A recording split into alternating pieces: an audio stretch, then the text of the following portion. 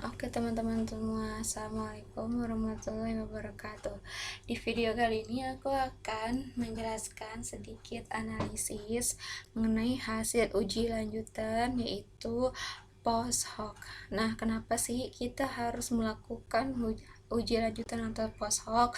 Kenapa? Karena hasil yang kemarin itu terdapat interaksi antara A dan B nih ya, interaksi antara A dan B terhadap variabel Y, dan interaksi ini signifikan ya teman-teman, artinya signifikansinya itu kurang dari 0,05, yaitu yang ini nih, 0,031.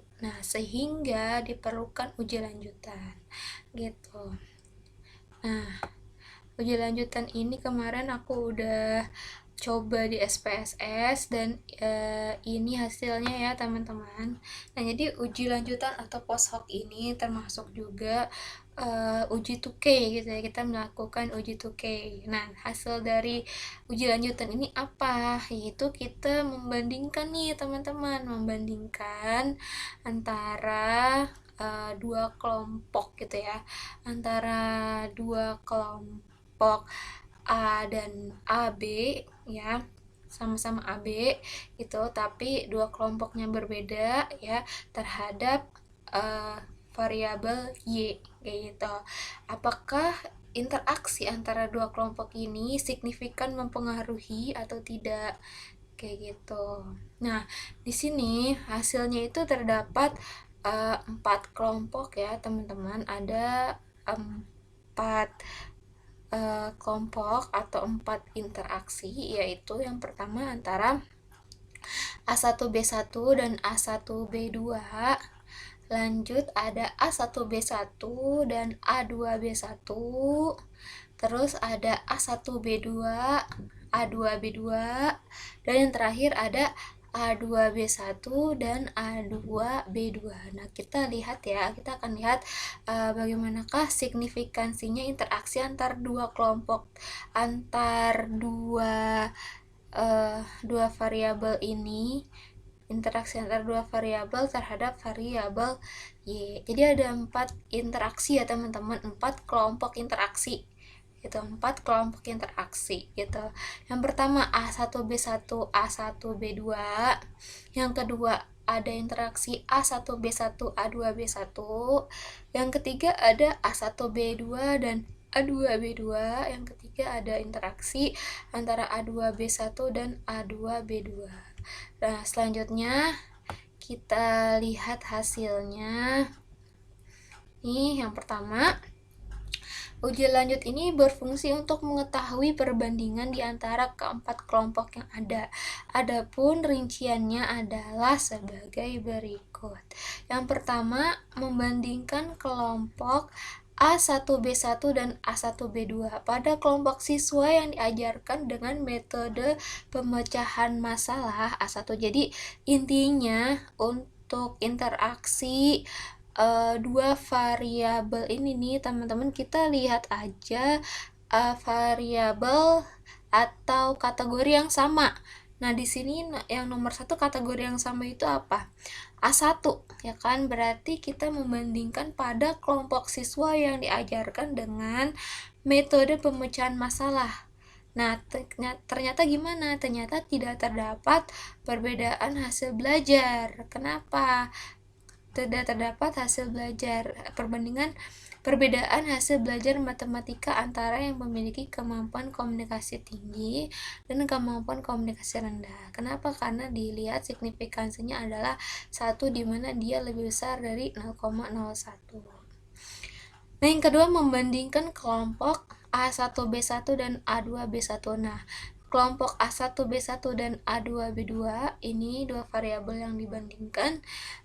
Ini apa yang sama? Yang sama itu B1-nya ya, berarti pada kelompok siswa yang memiliki kemampuan komunikasi tinggi atau B1.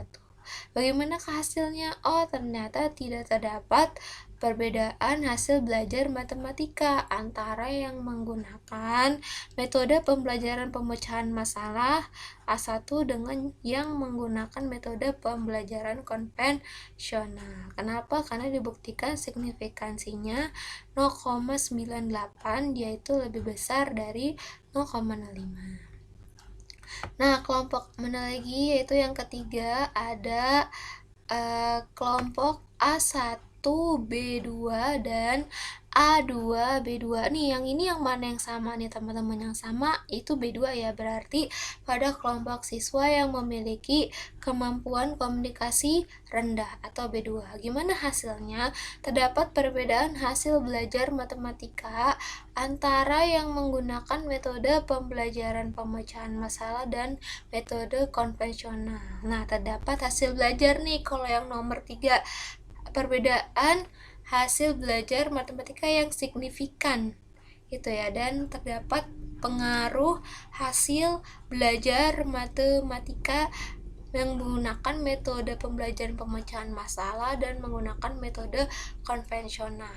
Pada kelompok apa? Pada kelompok siswa yang dengan komunikasi rendah. Kenapa ini signifikan? Perbedaannya signifikan atau pengaruhnya signifikan karena nilai signifikansi kelompok ini adalah 0,004, yaitu dimana kurang dari 0,05. Jadi patokan signifikansi atau kriteria signifikansinya itu harus kurang dari 0,05 ya teman-teman, untuk bisa terdapat perbedaan, terdapat pengaruh kayak gitu, terdapat pengaruh yang signifikan atau perbedaan yang signifikan antar